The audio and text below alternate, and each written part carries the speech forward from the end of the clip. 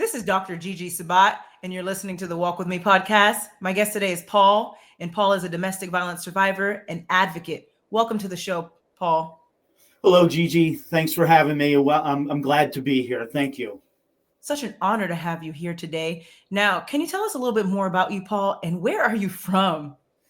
Yeah, originally I'm from Pittsburgh. I grew up in a suburb of Pittsburgh, a big sports fan of the Pittsburgh Steelers and the other teams in Pittsburgh. And then around 22 years back, so I lived there until I was about 40 or so years old. And about 22 years ago, I moved to the South Shore of Scituate, South Shore of Boston, which is a town called Scituate. And been here since and live on the coast and love the area here. So it's nice to get away from the Midwest and enjoy the ocean. That's what Incredible. brought me to this area. I too love the ocean. Thanks for sharing that with us, Paul. Yeah. Now, Paul, you are a domestic violence survivor. Tell us a little bit more about your story and also your healing journey. Okay, that's a long journey and a long story, but I'll cut it short. I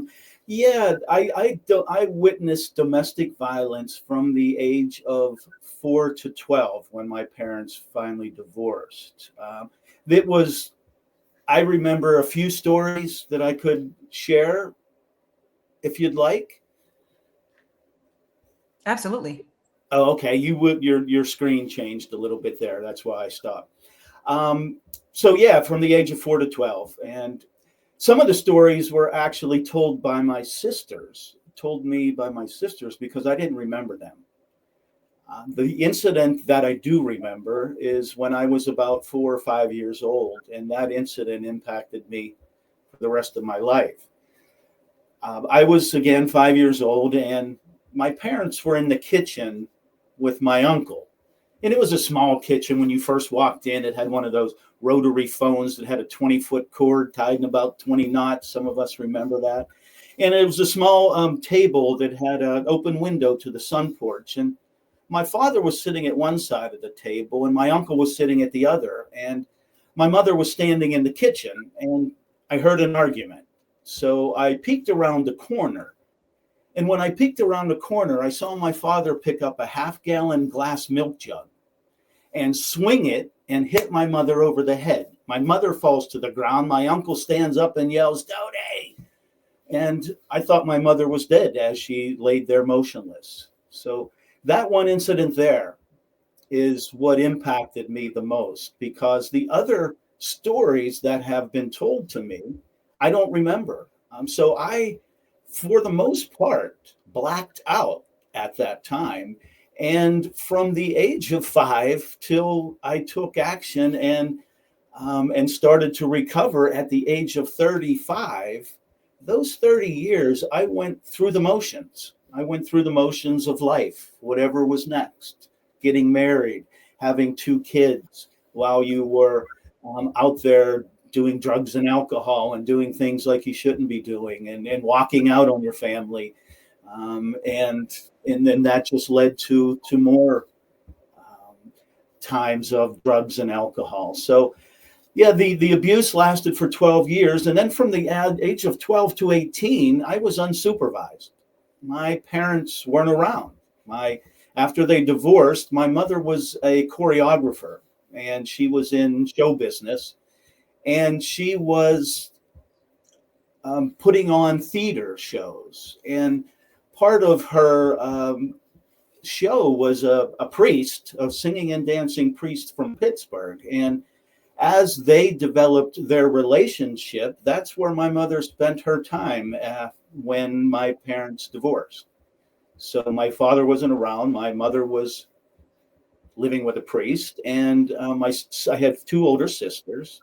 They 6 years older and 2 years older, and they were my oldest sister, who was 6 years, as I said, was kind of became the parent. But at the time that they divorced, when I was 12, she was a senior in high school. So the house was a party place. That's where everybody came, and we kind of hung out. And we were on our own in that house for 3 years before we started moving from apartment to apartment, and a lot of different things happening then. So I don't know if there's a certain area that you want me to dig into, but yeah, then I can get into more of my that kind of gives you some background on the trauma that I experienced. And again, it just took me through life, getting married, and again getting divorced. And what happened is I took that uncomfortable step of taking action. And what I did was I started to see a therapist. And even before that, my mother had given me a book a couple years earlier than I started therapy. And the book was called 101 Ways to Transform Your Life by Dr. Wayne Dyer. And it's really a compilation of many of his books. But that book sat on the shelf for a couple years that, I didn't. Maybe she knew that I needed some help. But, when you're in that dark space, you don't think you need help. So, it sat on the shelf for 2 years. But I started therapy. And when I started therapy, it was apparent to the therapist that I didn't remember anything, as I said. So the therapist contacted my mother and said, you should write Paul a letter and give him some information. So my mother wrote me a letter that gave me some context of, what happened and when things happened, but never why. So that letter kind of helped me with some information going through therapy. And then things started to happen. I was, as I said, I left my wife and kids. And the day that I told the kids that I was getting a divorce and leaving, I was assigned to a project in Cleveland. I may have mentioned that I was in IT for many years. So I went to my project site in Cleveland. And when I got to Cleveland, the project site was right next to a church. Now, I never used to go to church. Our family was Catholic, Carrie is Catholic, and there was always, that flavor, if you will, in the house. But I never used to go to church. So I went over to the power hour at lunch hour. I went to church a few times, and I ended up writing a letter to the priest and in meeting with the priest. And I wrote him a letter saying I just left my wife and kids. I'm going through this change. I'm in this dark place with drugs and alcohol. And so we met, and the result of that meeting, he said, just pray. What is it that you want from me right now, oh Lord? What is it that you want from me right now, oh Lord? And I still use that today. But so I would say a couple of months after that. So I started listening to that tape as well that my mother gave me, the 101 Ways to Transform Your Life. And again, therapy, this tape that kind of, it was a cassette tape back at the time. I keep saying tape, but it was a book. And it was giving me, the fog that I was living behind started to dissipate, and things started to happen, as I said. So I went to the priest and got that message. So a couple months later, I'm sitting at a bar, drowning my sorrows. It was busy. There was a lot of patrons around, a couple bartenders, and there's a DJ behind me playing music. And I'm sitting there drinking, and I look at a bottle of vodka that was behind the bar. And I looked at the bottle of vodka, and I said to myself, what is it that you want from me right now, oh Lord? And soon as I said that, the DJ said, yes, that is God. I didn't turn around to look. I knew he was talking to me. And then there was another time that I was in this public area by the beach, and it was very busy. And I was looking for a place to pray for some reason. Again, I don't always look for a place to pray, but this particular day I was looking for a place to pray. And again, I was in a busy area, so I'll just drive along that coastal road and see if I can find a place to pray. So I start driving along this coastal road, and I come down this hill, and then there's this big opening that overlooks the ocean. So I park my car down the hill, and I come walking up to this area. And when I walk up, there's a circular formation in the ground, and it's outlined with rocks, and it was a labyrinth. Now, labyrinths have been used for thousands of years as a spiritual tool for meditation and reflection. And a labyrinth has one way in and one way out. So I started walking through this labyrinth. And when I got to the center of this labyrinth, there was this little pile of rocks. And sticking out of the pile of rocks was a crucifix of Jesus. And this overlooks the ocean, as I said, and in the background is a lighthouse. And this lighthouse flashes 143 all day, all night. 143, the lights flash for I love you. So somebody was trying to tell me something. And, this over, and then the result of this awakening, that it took a course of, 3 years. This wasn't like the light came down and I was saved. A transformation and an awakening can take years, as it did for me. And it took 3 years for that. And on September 12th, 1998, which was my birthday, I quit drinking. And it's been 26 years, over 26 years since I've had a drink. And that all started because I took that first uncomfortable step out of my comfort zone. I broke down those barriers that I was hiding behind, keeping everything in and keeping everything out. I broke them down. I started the therapy, took that first step, and the awakening, if you will, occurred. So that is my story of the awakening. And that kind of opened my heart and my mind to what I was feeling. And that was love and compassion, love for myself, love for others, love for the world around me, because I was living in fear. My ego was controlling me. I was living in fear and emotion and struggle and all of that. And again, this going through this cleansing, I guess it's a good word for it. It kind of it cleaned me out. And transformation is not only thinking differently, it's also doing differently. So you have to think differently and change what you're doing. And I think I did both of those that got me out of that bad space that I was in. Incredible. And congratulations on being sober. And in regards to domestic violence, thank you so much for sharing your story with us. And as a domestic violence survivor myself, my heart truly goes out to you. Now, Paul, what message do you have for an individual and also a gentleman who may have gone through something similar as you, but feel stuck? Yeah, and I say that all the time. It's about taking action, and you can take action many ways, and it's uncomfortable most of the time. It's uncomfortable, and it's really a few different things that you can do, and one of them is to speak up. Most definitely, I had many people that were around me for all those years, family members, and never said anything to anyone. So the fear of speaking up. So I think the first thing is to ask for help and speak up. Because kids and people are struggling from many different reasons. It's not just domestic violence in particular. There's many things that we're all struggling from. So the first thing is really to speak up and ask for help. The second thing, which I think is getting involved.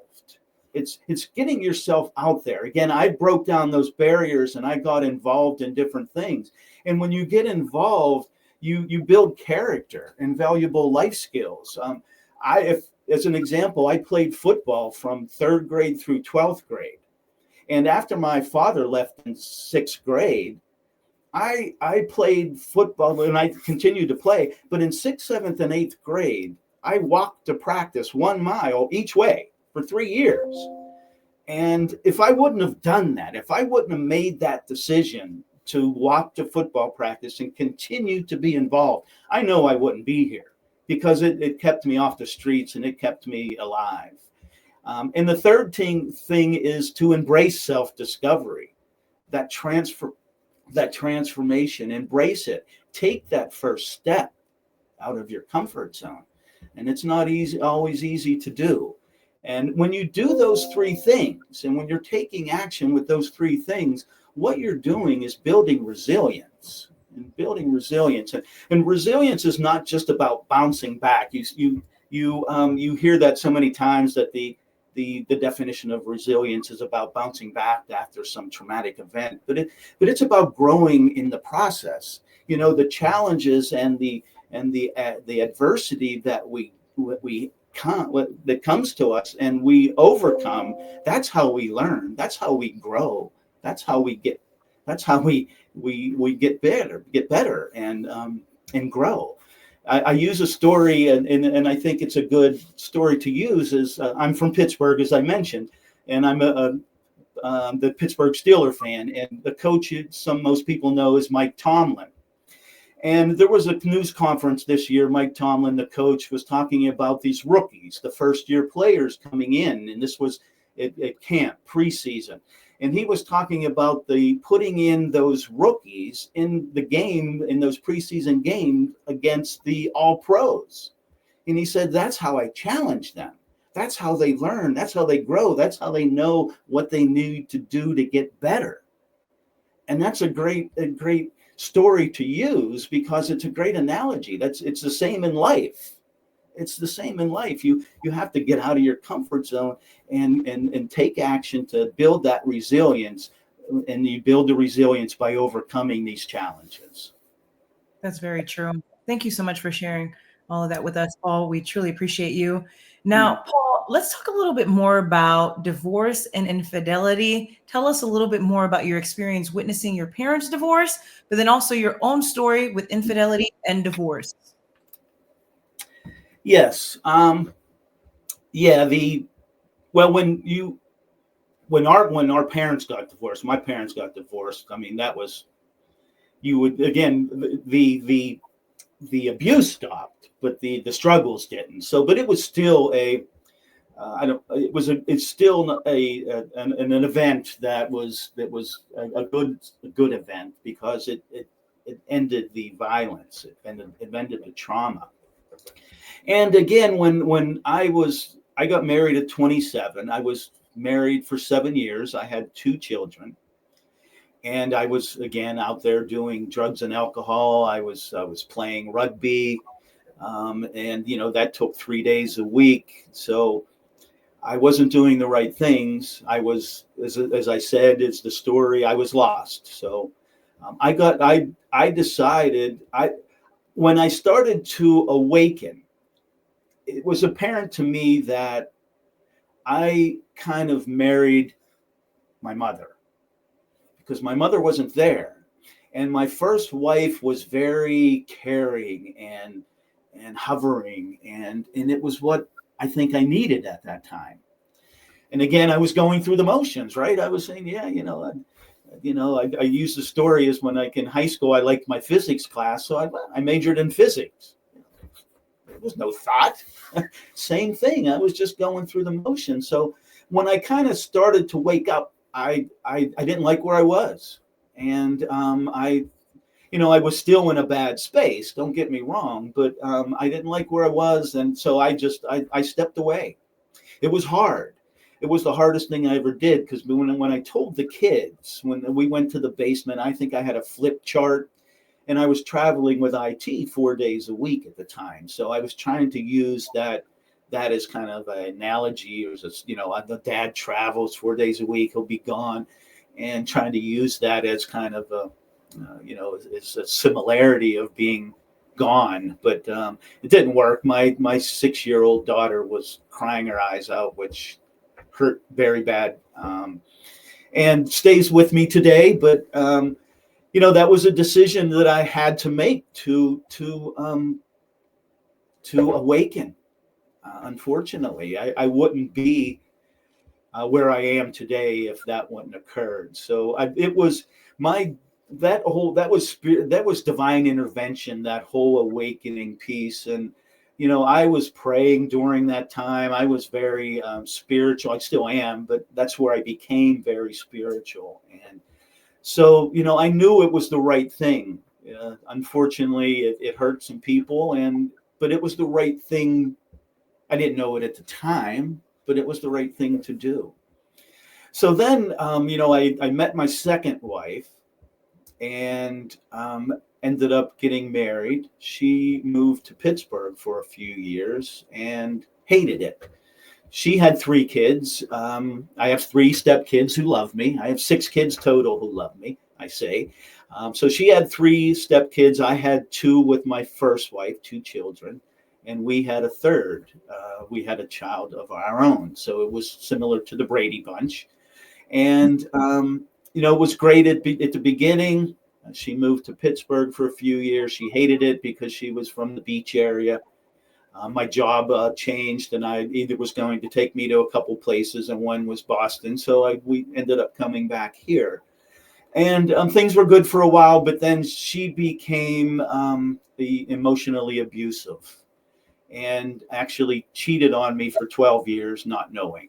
Because again, I was traveling in IT for 4 days a week, and I would come home on weekends, and it wasn't good for a great number of years. So yeah, she, and what it was funny because since I had some similarities to, or familiarity with abuse and domestic violence, I think that I was a little delayed in my awareness of being emotionally abused. I think I just wasn't cognizant of it right away. And then I became aware, and I still stayed for a number of years because I wanted our son with my second wife to have both parents, because I have five kids that didn't have both parents. I wanted somebody to have both parents, but didn't work out. And we ended up, it was a very a horrible divorce. It took me 4 years of trying to get her out of the house, or just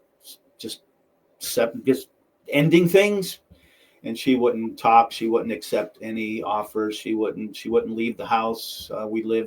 I live in a 1,400 square foot home, and we lived like that for 4 years, not saying a word to each other. For 4 years. One summer, my son didn't even come home from college, because why would he come home to that mess?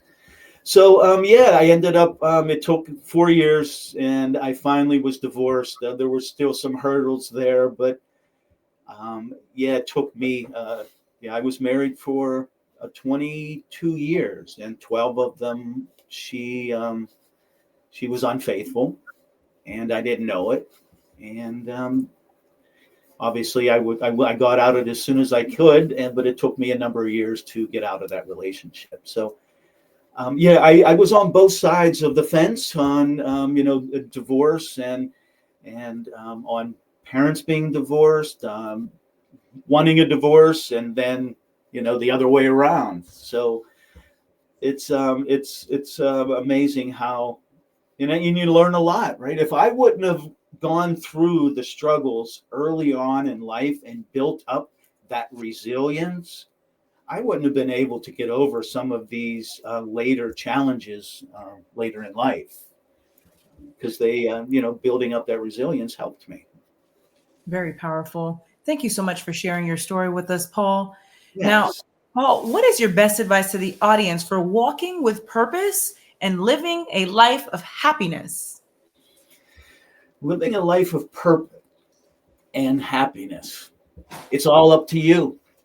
I don't let other people's actions affect me. If somebody wants to act like an idiot or call me an idiot, so what? I'm not going to let other people's opinions affect how I feel.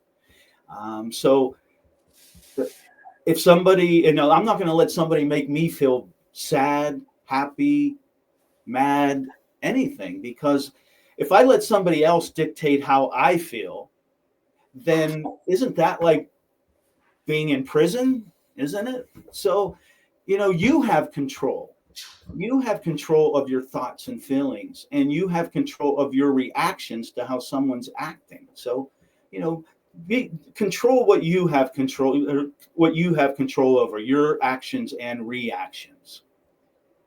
Agreed. Thank you, Paul. Now, Yeah. Paul, we are having our 6th annual Global Domestic Violence Event 2025. That's our virtual summit on October 8th, 2025 at 3 p.m. Eastern. And you are one of our speakers. We are truly honored to have you as one of our speakers, and we are grateful for all of our other speakers as well as our sponsors. And for those of you who will be listening in, we truly appreciate you. And make sure to reserve your seat on Eventbrite. Again, that's the 6th annual Global Domestic Violence Event, and that's October 8th at 3 p.m. Eastern. And Paul, again, we're so honored to have you as a speaker.